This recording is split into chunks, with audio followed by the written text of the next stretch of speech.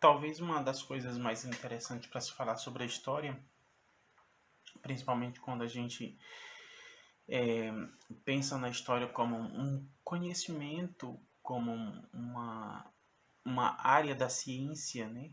Uma área da ciência que a gente pode inserir aí no contexto das ciências humanas e sociais aplicadas, é que o conhecimento histórico ele não está dissociado de outras formas de conhecimento.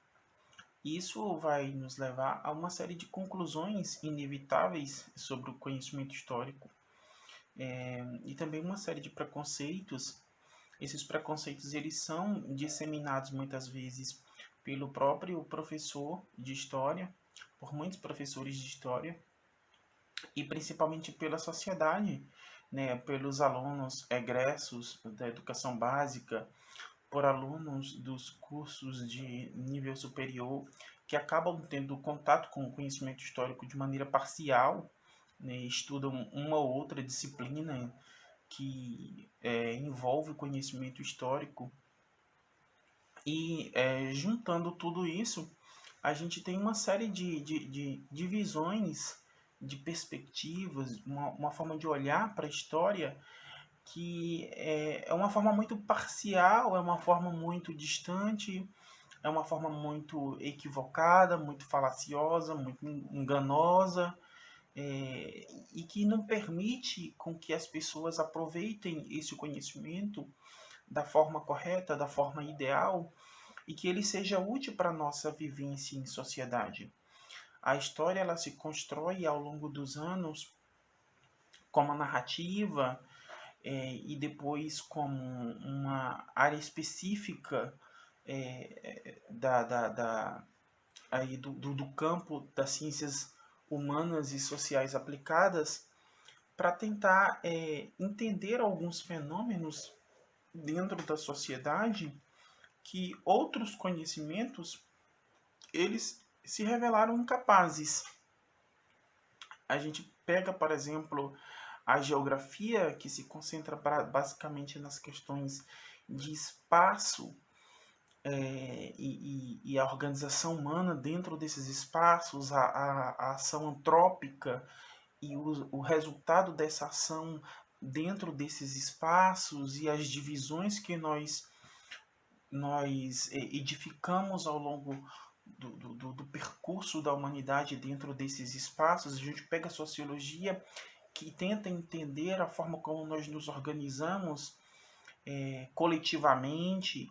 A gente pega a filosofia que tenta reunir todo o nosso a nossa forma de compreender a nós mesmos, o mundo à nossa volta, o universo lá fora, né? E a nossa relação também, as nossas relações interpessoais, mas a filosofia tenta entender tudo isso partindo das nossas mentalidades, do nosso imaginário. E a história, ela entra nesse percurso de uma forma interdisciplinar. A história, ela recorre a métodos da geografia, ela recorre a métodos da sociologia, ela recorre a métodos da filosofia, ela usa diferentes linguagens, né? Ela também se embrenha, ela também atravessa o campo da linguagem, das diferentes linguagens, ela se conecta com as manifestações artísticas, ela se conecta com a comunicação, né? Ela se com comunicação a nível tanto verbal como não verbal, e ela reúne todo esse que a gente poderia dizer esse arcabouço aí para tentar compreender a trajetória humana, a trajetória da humanidade, né, do seu período mais longínquo, do seu período mais distante até o momento presente, até os dias atuais. E muitas vezes a ideia que as pessoas têm do conhecimento histórico é a de que, na verdade, a única preocupação da história é com o passado. né? Essa é a visão mais disseminada de que a história ela estuda unicamente o passado. Essa visão ela é altamente prejudicial, porque dá-se em primeiro lugar, uma impressão de que a história ela é inútil, né? Porque se nós estudarmos apenas o passado, esse conhecimento sobre o passado ele claramente inútil a partir de diversos pontos de vista e também de inúmeras argumentações. Afinal de contas, para que me serviria o passado, né? Uma das maiores tendências do pensamento atual é de que nós devemos esquecer experiências, principalmente experiências amargas do passado, e para que a gente tenha um olhar direcionado para o futuro, porque o futuro é mais importante, o presente é importante, porque é a partir do presente que nós construímos o futuro. E para que seria então o passado? Para que nós recorreríamos ao passado?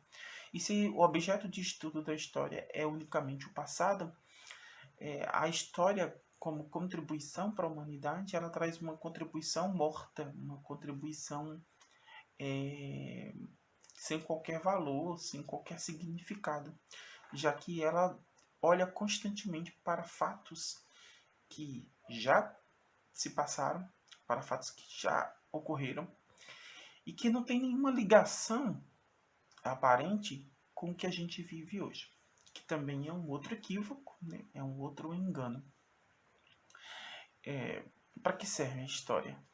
Uma das respostas que a gente pode dar para essa pergunta é justamente que a história ela nos permite entender o presente, como nós chegamos até aqui, né?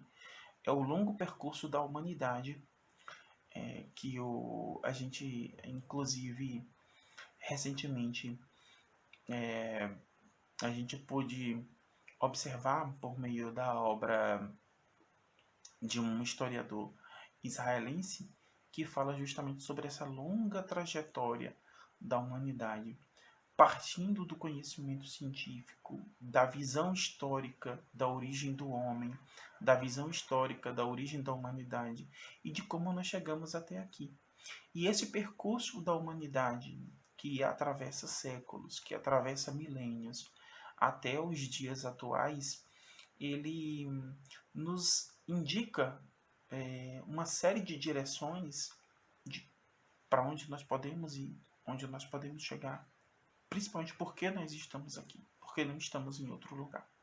Porque a humanidade tem enfrentado os problemas atuais, porque a humanidade não consegue solucionar alguns dos problemas atuais, porque a humanidade ela tem a mentalidade atual. Como nós chegamos a essa mentalidade? Como determinados grupos sociais chegaram ao lugar em que eles ocupam dentro da nossa sociedade?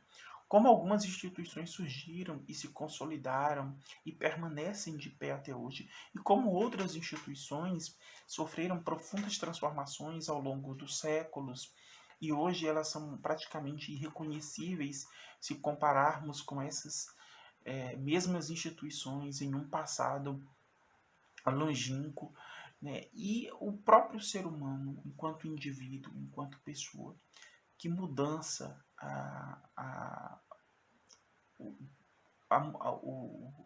mudança, o tempo, né?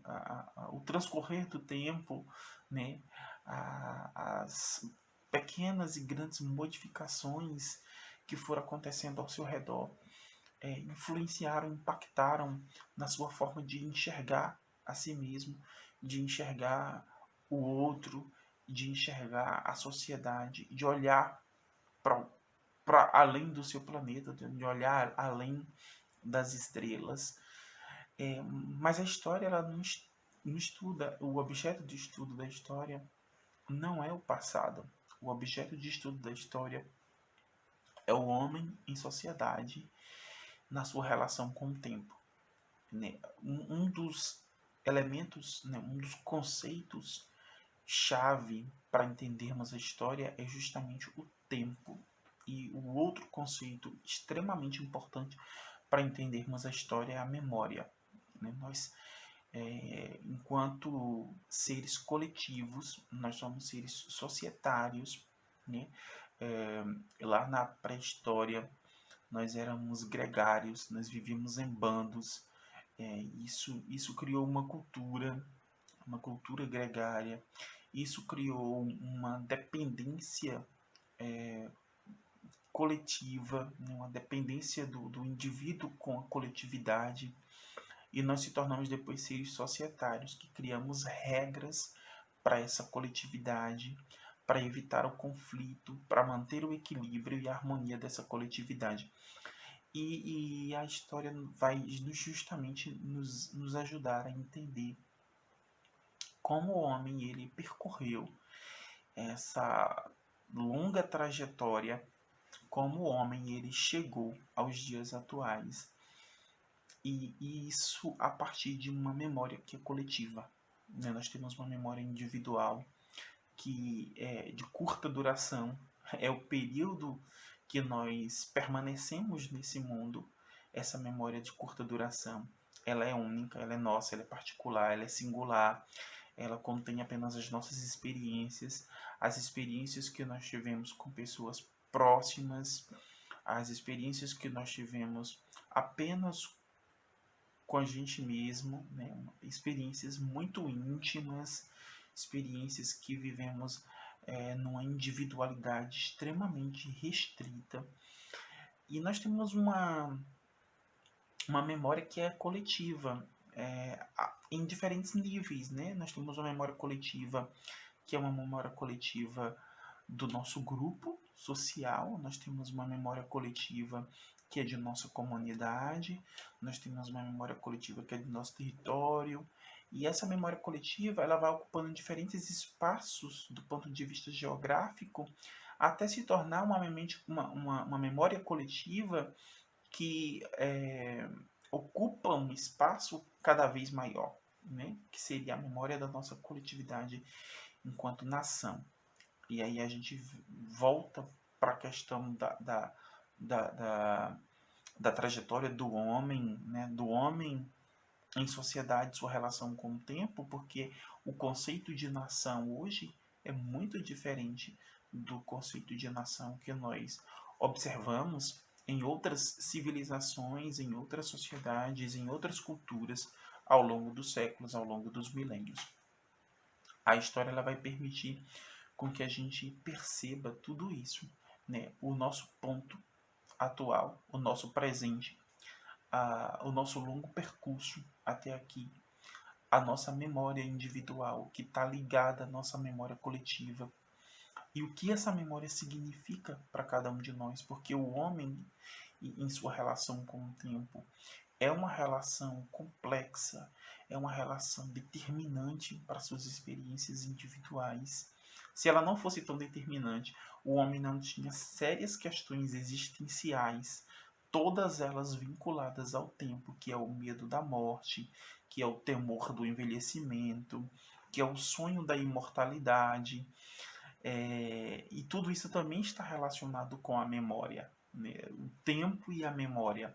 Isso tudo nos mostra a importância que a história tem para as nossas vidas, uma importância tão implícita, né?